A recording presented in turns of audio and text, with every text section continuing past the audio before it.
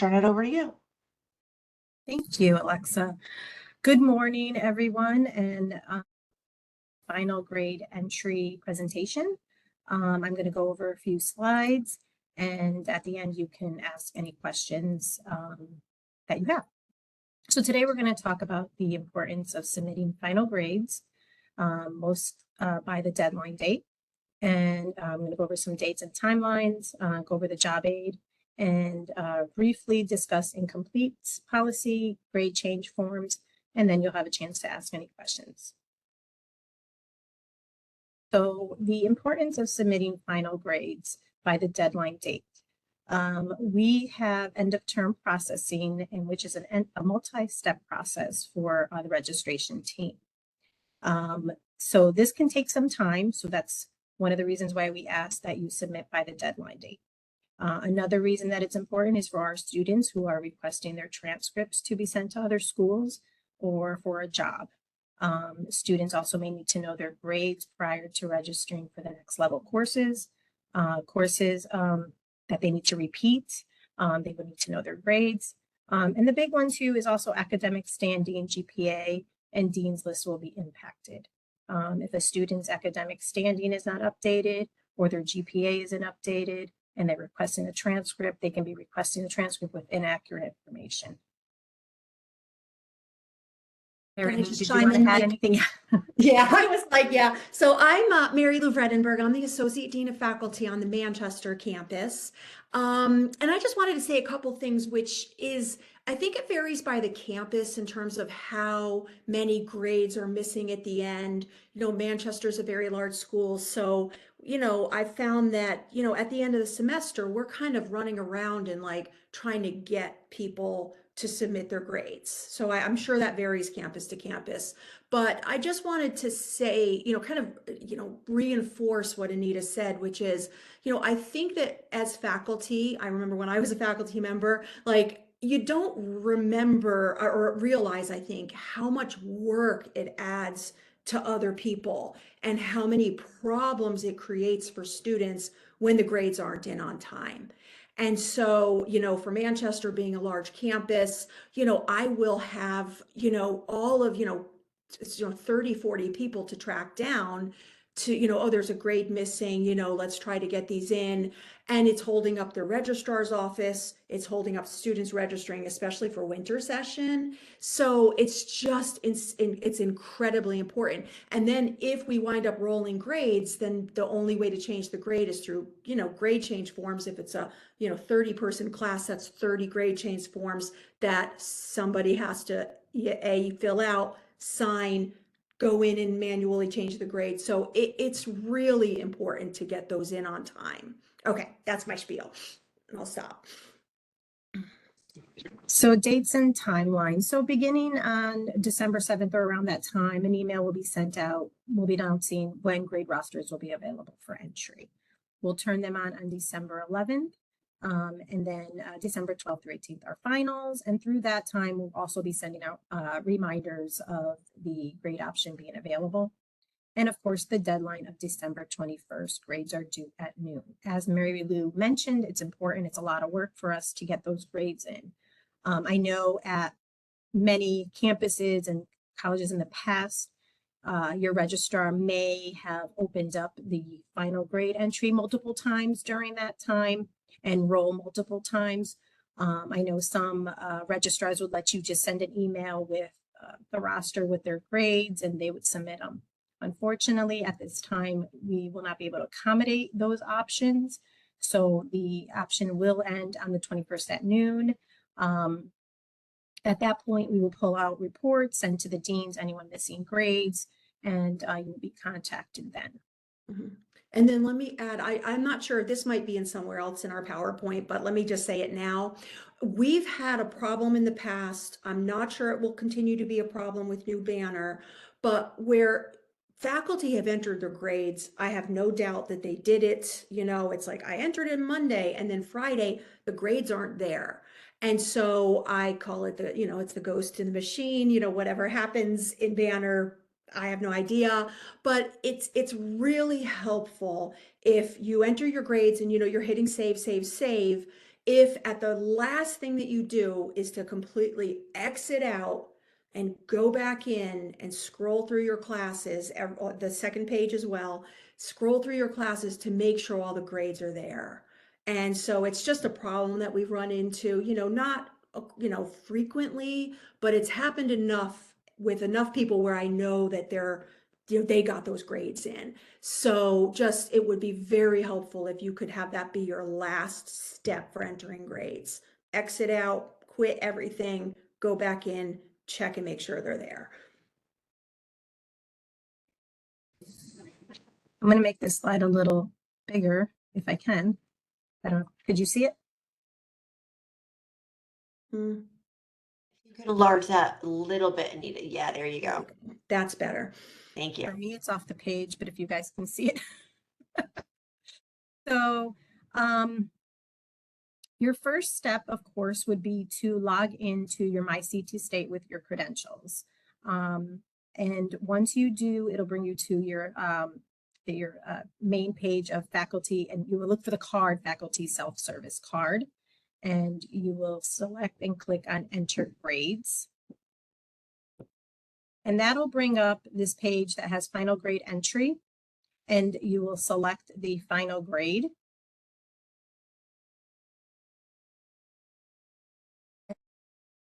Page, you will see that you will have a list if you are teaching more than one class of the CRNs. So you will select the CRN and record the final grades under the final grade option. So there's two other columns here that you will ignore, and that is the hours attended and the narrative grade. You will only be selecting the grades under here where it says final grade. So this will have a drop box and it'll list all the grades and the options that you can enter.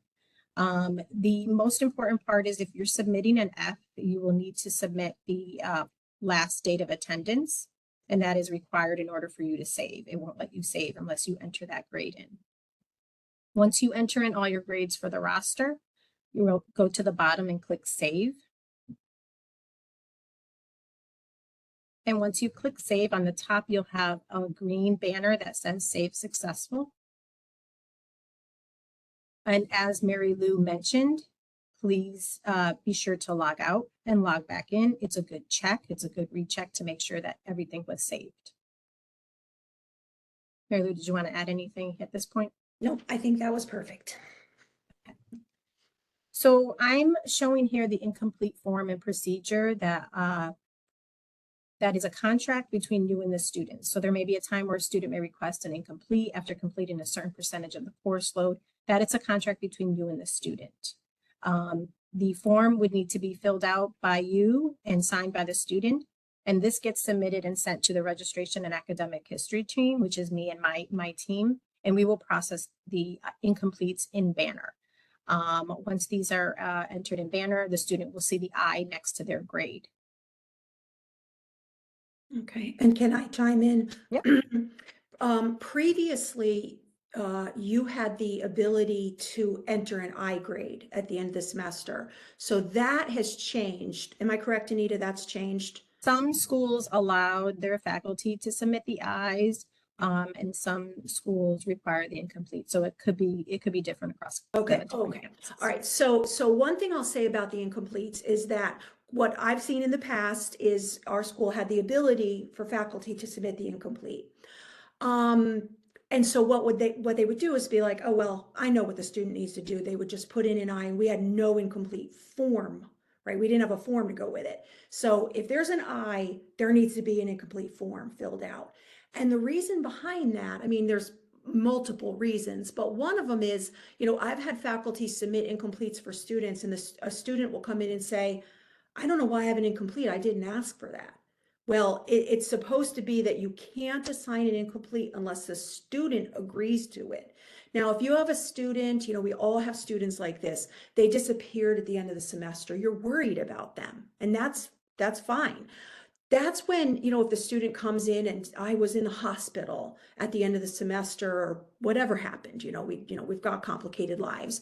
And so you can allow them to do the work and submit a grade change. That's when a grade change is in order. So if the student asks for an incomplete, you can agree to it or not, right? Because we also have students who attended for 2 weeks and want to make up, 13 weeks of work, and they probably shouldn't be doing that. So if you agree to the incomplete, you basically say, well, the student would have gotten a C, because also, how do we know that? An incomplete reverts to an F if the student doesn't do the work. But some students ask for an incomplete because they want an A if they finish their final, but they've got a C right now. So we need to know that that student has a C if the work doesn't get done. We also need to know what the work was in case, God forbid something happens to you. So we've had, adjuncts get full-time jobs. Great, that's fantastic. But then we're hanging with an incomplete that we don't know how to finish. So if it's the final exam, you just write the final exam. If you wind up leaving, give a copy of the final to, your department chair or something like that. So it's really for this contract, this agreement between you and the student. It's due actually the last day of classes. Now, we all know that also students come in, they went to the emergency room during the final, right? So that's after the last day of classes. You can still get the form in, the students in. You can use an email, like if the student doesn't physically sign this form, but you have an email, attach the email, right? I'm in the ER. I'm not gonna be able to make this exam up till January, and you write out the form, send it to your dean. So that's like, it's just really important to have this documentation. So that's my, whole point. So, okay. Thank Back you. to Anita. Yes, and it is also important, this is a new part that was added, is the last date of participation also needs to be indicated on this form. That's follows up to the incomplete is the grade change form. So basically the two reasons why you would be filling out the grade change form is when a student changes from the incomplete to a grade, or if there was a miscalculation or an error, data entry error when you were submitting grades, which I know happens at times. Sometimes you misread the line of the student name and, it can throw off your grading. So this form needs to be filled out and signed. And then once completed, it gets sent to the one-stop enrollment services for processing. Now, I just want to add, if there's an event that you don't submit your rosters and you've missed the deadline, which we hope that's not going to happen. But if that's the case, one of these forms would need to be filled out for each student on your roster that you did not submit a grade for. Now, this form has to be filled out for each student. There's not a list that you can send out. Once this form gets filled out, it does get submitted to the enrollment services one stop, and they will be manually entering in this grade for the student. Anything you want to add, Mary Lou? No, I think that's it. And just to say also, like, I was a faculty member for a long time. If I got to the end and I was, a student was like, I'm going to email you my paper, and and I didn't get it, but by the time grades were due, I'm not going to wait for that student, right? So what I'm going to do is I'm going to say, today the student has a D. I'm going to assign him the D. And I'll write to the student and say, hey, I didn't get your paper in time. I needed to submit these grades, but get your paper to me. I'll submit a grade change. So if there's something outstanding, because again, rolling those grades is so important that we can't hold it up for, issues that can be accommodated with a grade change form. So, if you think like, I know this student submitted this, but I can't find it, I need to follow up with them. Again, I would be like grading in the middle of the night, the day before grades were due. And if a problem creeped up, I might not have the time to fix it. But, I would just submit it and then go back and try to fix it and then follow up with a grade change. So just get the grades in, communicate with the students, and then do grade changes if you have to do something after the fact. Okay. And I forgot to mention that these forms have already been sent to the Dean's Council and have been reviewed and approved. So the deans, if they haven't disseminated this information, they do have these forms in their office if you do need them. So at this point, I just want to share who you can contact if you have any questions, concerns, or comments. You can either email me or one of my team members, Eileen or Marisol, their registration specialists. And if, like I said, any questions, concerns, comments, please feel free to email us. And at this point, if you have any questions, we will do our best to answer them. Great. So we've had one comment so far asking where the incomplete form is stored. So where can they find that? So I believe the deans should have all the forms. So you would reach out to your campus academic dean. They would have the form for you. We got ours, our dean, just Manchester campus, got them just like late yesterday. So they might be just disseminating them within the next couple of days. But if you don't get it, ours was sent out to our all points, or no, it must have gone to all faculty. So I would communicate with your dean or your associate dean of faculty for that form. Yep. And Gail has commented that the your academic dean and the one-stop enrollment center both have the incomplete form if needed. That's correct. Thank you. Thanks. And then we have somebody asking, she says she's in the one-stop. Will we get a list of missing grades so we can follow up with our faculty to get them in? A list of missing grade will be sent out to the deans, but we can talk about that further with Gail and Noel about how to disseminate that information to the campuses, to the enrollment one-stop. And yeah, absolutely. And a follow-up, and I don't know, we have our one-stop team meeting this afternoon, and I believe incomplete is on our agenda, so we can certainly walk through that with all the campuses on the call. Excellent. And then same question about the grade change form. Was that also sent out to the deans at the same time? We should also have the grade change form, yes. Mhm. All right. Let's see. If a student will receive an incomplete, do the instructors enter an F until the incomplete form is submitted? No, you will leave that blank.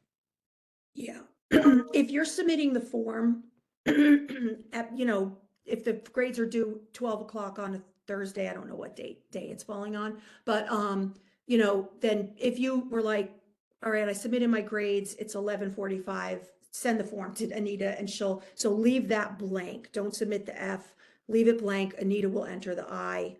And that will be fine. It's that when the incomplete comes in, if the student is writing to you 5 minutes before, or you think they might want an incomplete because you heard from another student they were in a hospital, bed or something like that, that's when you submit the grade they earned and then deal with getting it afterwards, right? So you have to go by the knowledge that you have before the deadline. If you have knowledge of an incomplete, you've got the agreement, submit the agreement and don't submit an F grade or anything. And then if it's after that point, then you have to submit the grade. We just don't want to leave any blanks. Does that make sense? I hope that makes sense. They haven't said otherwise so far. So Okay. They're very polite.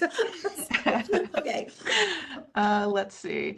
Can a faculty member change a grade in their portal if they submitted the grades during finals week, but it is before the deadline of 12/21 at noon? Yes, you'll be able to go back in at any time to make changes if the grades have changed. Yes, until we close them at noon on the 21st. Okay, and I did get a request for you to repeat your comment, Mary Lou. Okay, sorry.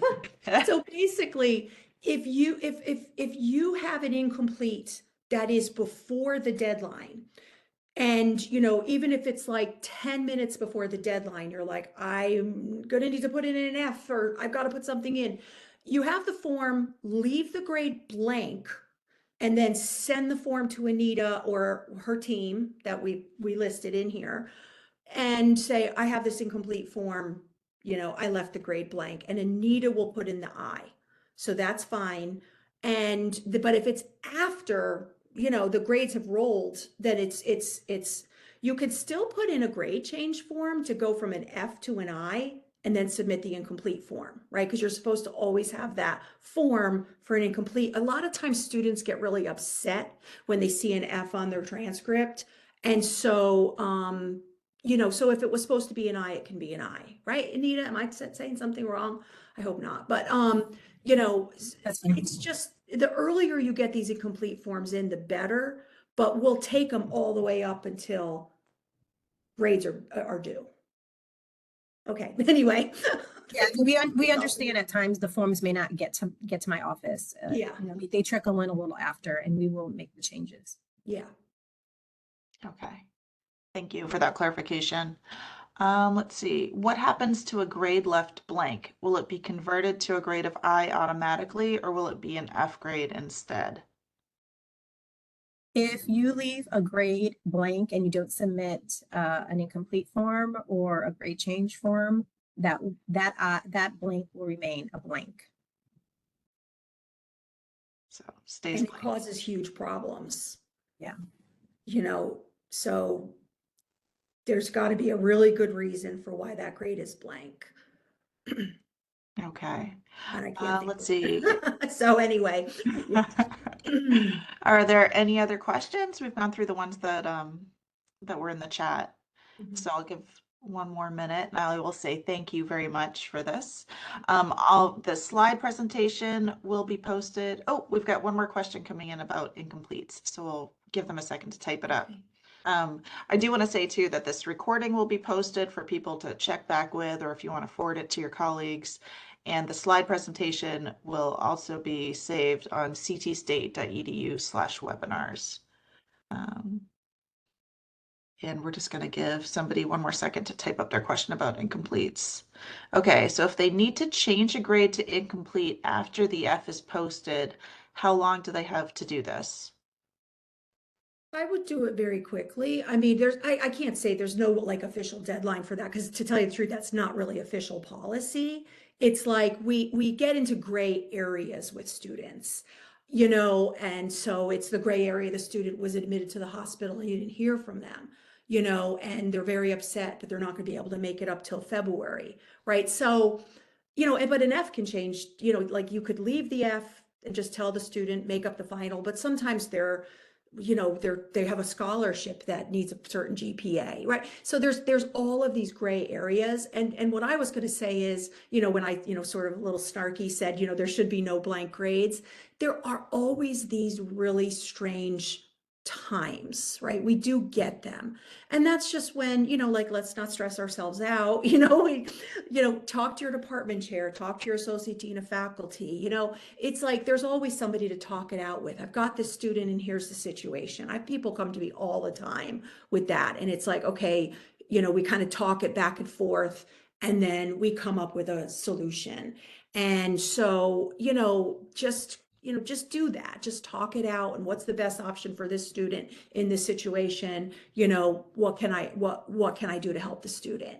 And so, you know, there's always gray areas. You know, I mean, we've had, you know, issues with faculty having a health problem at the very end of the semester and not getting their grades in because they're having a health problem. So that's an issue, right? You know, so anyway, I don't want to get into any other examples, but there are always gray areas, and that's just for talking it out. So Thank you. Yeah. One final question. She says that she's sure that this will happen, but just wanted to double check that all this information will also be sent out to all the faculty. yeah, right. So when I send out my email, I will give the instructions on incompletes and what to do if you miss your grades. So that will be on the email that I send out, if that's what you're asking. yeah, and if you wanted to, you could also attach a link to the webinar listing. So if somebody wanted to watch the webinar, they totally could too. Yes, that would be helpful probably to have that. So I think I don't see any more questions. So thank you both. This was very informative and helpful. Okay, And thank I you. should get the webinar and the slides posted. It usually takes me a day or two, so they'll be up by the end of the week on ctstate.edu/webinars. Okay, thank you. Everyone have a nice Everyone. day. Thanks. Thank you. Everyone, Bye, take care. everybody. Bye. Bye.